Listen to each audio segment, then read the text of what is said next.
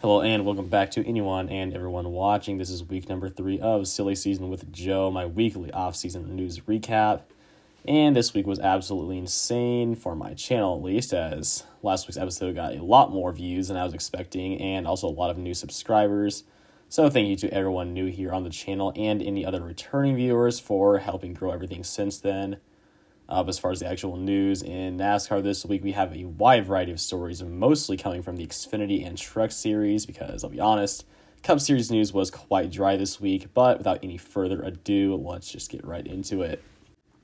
Our first story this week comes from AM Racing as they announced that Brett Moffitt would pilot the number 25 machine full-time for their new Xfinity team. In addition, the former single-truck Craftsman Truck Series operation will continue to field their flagship 22 truck along with a new full-time ARCA team.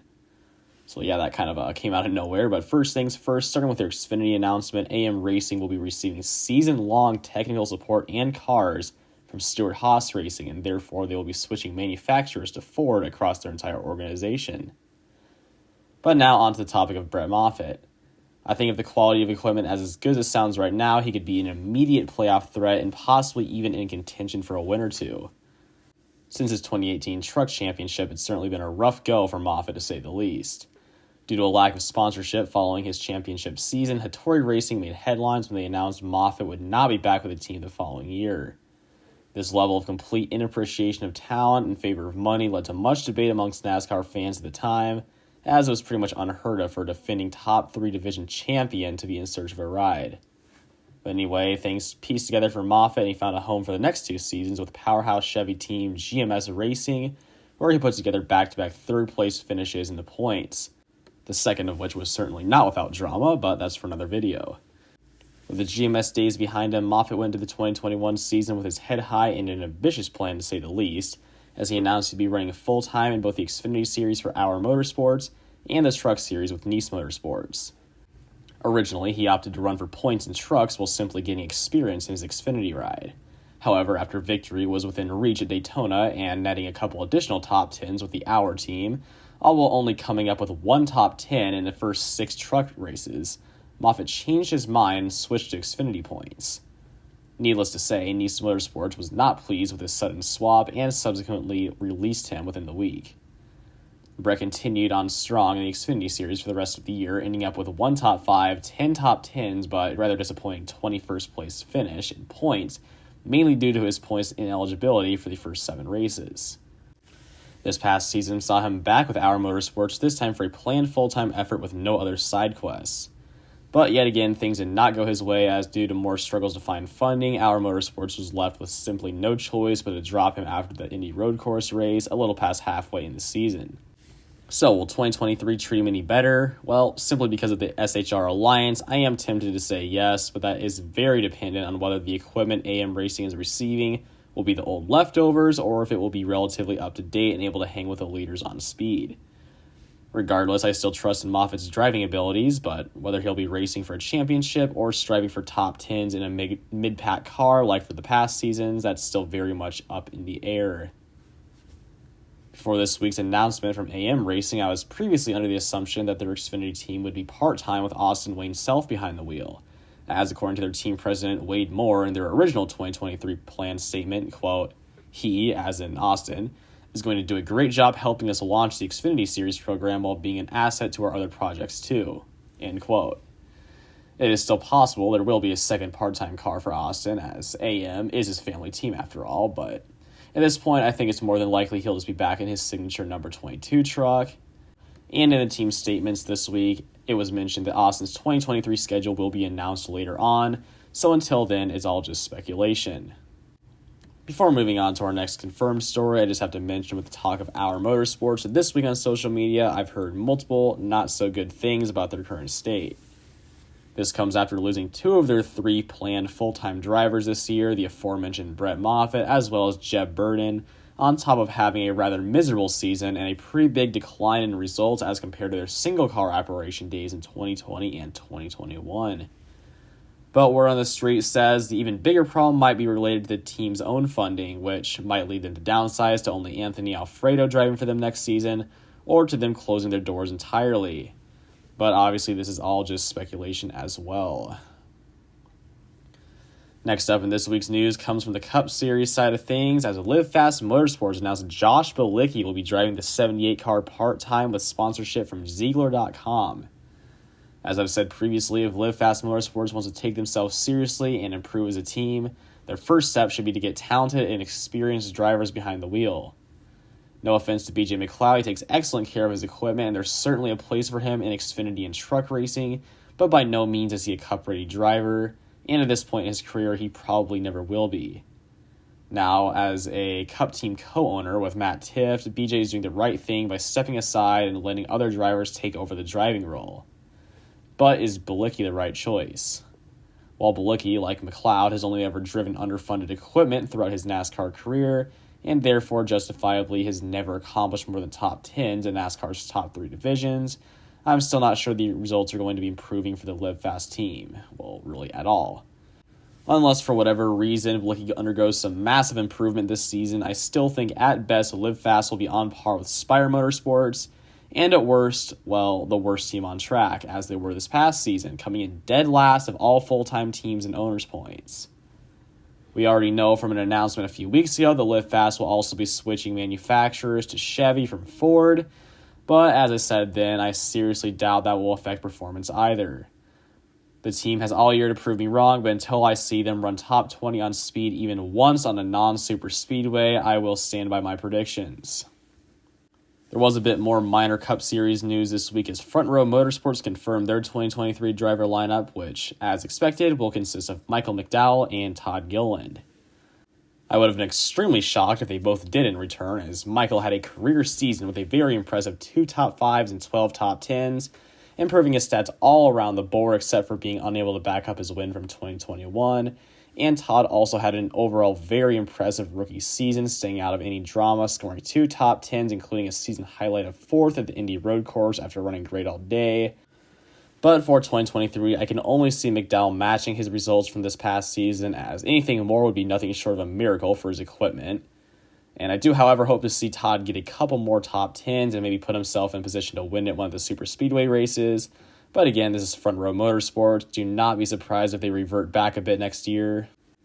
We also got a bit of sponsorship news from JTG Doherty Racing, as Kimberly Clark will be returning for multiple races to co-sponsor alongside Kroger. I didn't know what Kimberly Clark was either, so basically it's like all the Cottonelle, Scott Brand, Viva Paper Towels, etc. So in other words, nothing will be changing. It's just the same company behind all the products that are always on the side of the JTG cars. This is great regardless, because just last year, JTG was obviously going through some funding issues and they had to downsize to just a single car team for the 2022 season. So it's great to see their longtime partners will be returning once again with Ricky Stenhouse Jr. behind the wheel. And now back to the Xfinity Series for the next story, and this is one that and I'm pretty sure many of you guys are pretty excited about, as Alpha Prime Racing will be having Jeffrey Earnhardt pilot their number 44 Chevy full-time this coming season.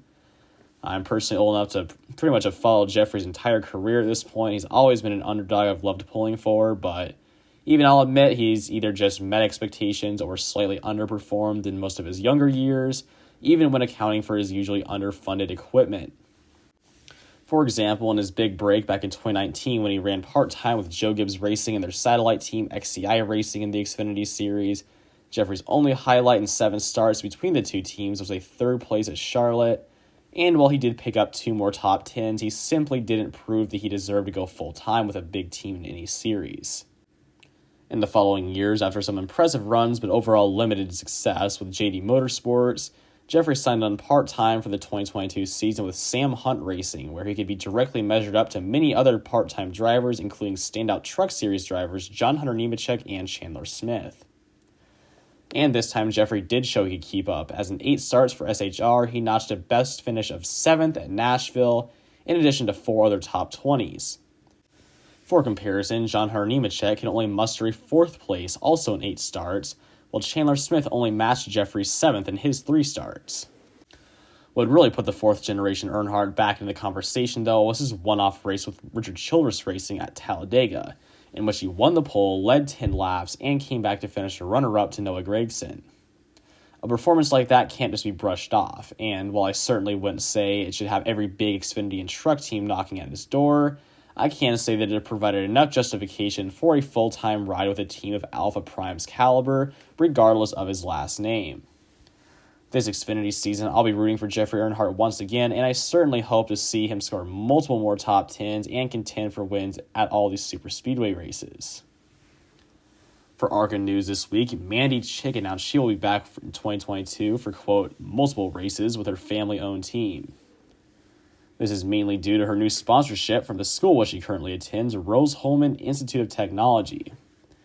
It's always cool to see colleges sponsoring their students, like obviously with William Byron and Liberty University, I believe Ole Miss with Chase Purdy in the Truck Series past year, and I'm pretty sure many more I'm forgetting. In 2022, Mandy made 2 ARCA starts where she unfortunately crashed out at Lucas Oil Raceway in her debut, but then was able to rally back at Milwaukee to finish 16th in a field of 28.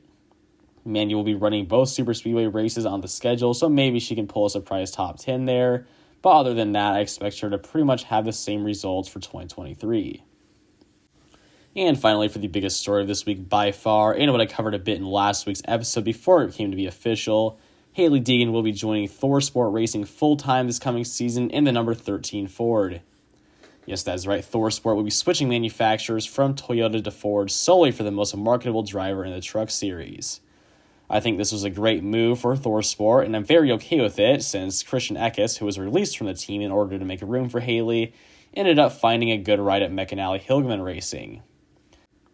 Towards the middle of the 2022 season, I was very close to saying Hailie is a flat-out NASCAR bust, but because of her impressive 13th place run in her Xfinity debut, I gained another thread of hope that she might just need another year to develop in top-tier equipment. But this time, I don't think there's going to be any excuses for underperforming. Her former team, David Gilliland Racing, now known as Tricon Garage, was very inconsistent in her time with them, but still, drivers such as Ryan Preece and Todd Gilliland were able to take home wins in their part-time efforts. Now Hailie, who finished 17th overall in 2021 and 21st this year with only 3 combined top 10s and 0 top 5s, really needs to make the playoffs or be extremely close if she wants to justify her position in NASCAR.